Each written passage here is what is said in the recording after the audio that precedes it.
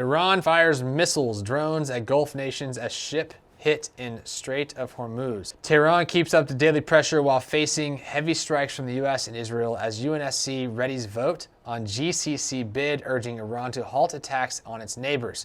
They said they would halt them, they said they were sorry, and then they went 24 hours later and did it again and bombed and attacked their neighbors again, who supposedly were allies and friendly with them. Obviously not. Iran has fired missiles and drones at targets across the Gulf, including a United States base in Kuwait, in what is called its 37th wave of attacks on day 12 of the U.S.-Israel war on Iran. The attacks come as tensions rise over a global energy crisis with a vessel ablaze in the Strait of Hormuz. The United Nations Security Council was to vote later in the day on a resolution sponsored by the Gulf Cooperation Council, GCC, demanding that Iran stop attacking its Arab neighbors.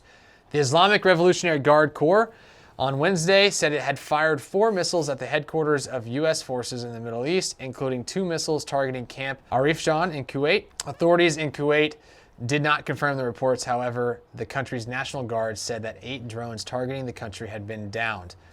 In the Qatari capital, Doha, several explosions were heard on Wednesday morning as Qatar's Ministry of Defense said that the country's military had intercepted a missile attack aimed at the Gulf nations. When I look at all of what's happening here, when you attack your friends and then you say sorry and then you attack your friends again, are they really your friends? It's kind of one of those where you're like, what's happening here? I'm not going to get into the politics of this or even the war strategy of this.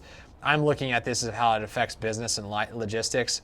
And if they're attacking over the Gulf over there by Iran, there's going to be a lot of hiccups and concerns that are coming into there. I'll be really shocked to hear that the Trump administration would not have planned, or the Department of War would not have planned for interruptions as the way they have inside the Gulf there when they have attacked Iran now. I think that they're obviously studying, hopefully trying to study that as much as possible, but there will be interruptions still.